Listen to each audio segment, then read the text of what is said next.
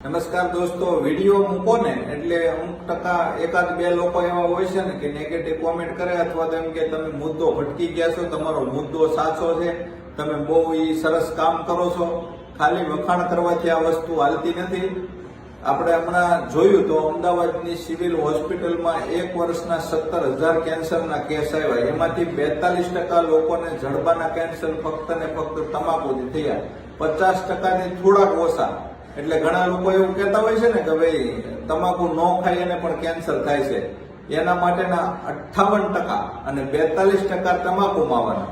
જે નથી ખાતા એને પેસ્ટિસાઇડના વગેરે વગેરે જે કાંઈ અન્ય બીજા કેન્સરો આવતા હોય એવા 58% અને 42%, 17,000 માંથી 42% કેસ કેન્સરના ટોબેકોના આવ્યા છે.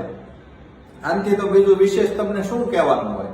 અને તમે અત્યારે જોવો તો રોડ ઉપર કે ગામડામાં, શહેરમાં, મહાનગરમાં, પ્રસંગ પાર્કમાં કોઈ પણ જગ્યાએ તમે જાઓ ત્યાં મોઢા કાપેલો માણસ તમને મળે અને કોઈને એમ હોય કે અમને કેન્સરનું ઓપરેશન કરાવી નાખ્યું છે અને મોઢું મારું રેડી થઈ ગયું છે, તો એનું બહુ સાજું ભવિષ્ય હોતું નથી. મેં એવા અસંખ્ય 3 વર્ષમાં કેસ જોયા છે કે જેને ઓપરેશન કરાવ્યું પછી કોઈ 2 વર્ષ, કોઈ 5 વર્ષ, વધી 10 વર્ષની અંદર એ આ લોક છોડીને સીધા પરલોક જતા રહે છે.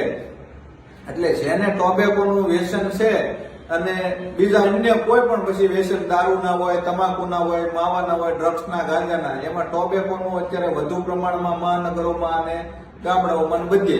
જેને આ પૃથ્વી ઉપર મજા નથી આવતી, જેને દિવાલમાં ફોટામાં બેઠા બેઠા જોવું છે, નથી ખાવું પીવું કાંઈ, અને પરિવાર શું કરે છે દિવાલમાં કંડારાઈને જોવું છે, એ લોકોને મુબારક છે. બાકી જેને સારું જીવન જીવવું છે, પરિવાર સાથે રહેવું છે, પરિવારના સભ્યોનું મહત્વ સમજાતું હોય એવા લોકો આ વિડીયો જોયા પછી તુરંત જ તમાકુ, માવા, ગુટખા, બીડીના વ્યસન હોય તો છોડી દેજો. તમારા હાથમાં હોય તો હાથમાંથી ઘા કરી દેજો, ગીંજામાં હોય તો ગીંજામાંથી કચરાની ડોલમાં નાખી દેજો અથવા ઉકળે નાખી દેજો.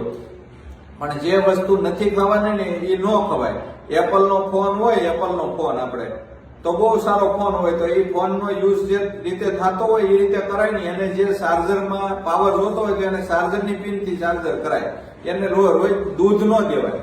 ચાર્જરની પિન ભરાવાનું હોય ત્યાં તમે રોજ દૂધ નાખો તો એ ફોન કઈ તાજો ન થઈ જાય પણ ખરાબ થઈ જાય.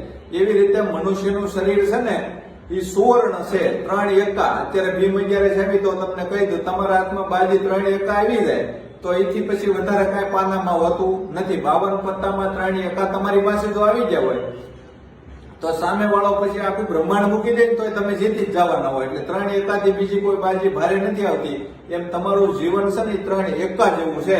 એટલે એને જો તમારે મૂકી દેવી પડતી હોય તો તમે કાંઈક મૂર્ખામી કરી રહ્યા છો.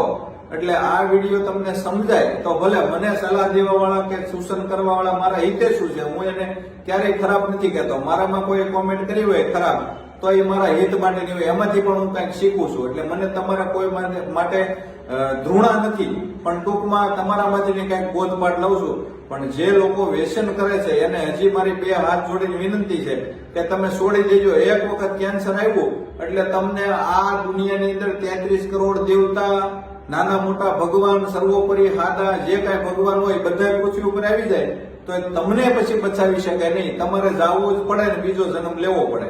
એ વાત ફાઇનલ છે ને 100% છે નહીં, 1000% છે. એટલે હજી સમજાય તો છોડી દેજો. આ થોડામાં તમે જાજુ માનજો, અતિરેક થયો હોય તો ક્ષમા કરજો. પણ વ્યસન છે એ તમારું ક્યારેય ભલું ન કરી શકે. પરિવાર માટે તમે પ્રેમ કરતા હોય તો એને આજે જ તમે છોડી દેજો એવી મારી વિનંતી છે. ધન્યવાદ.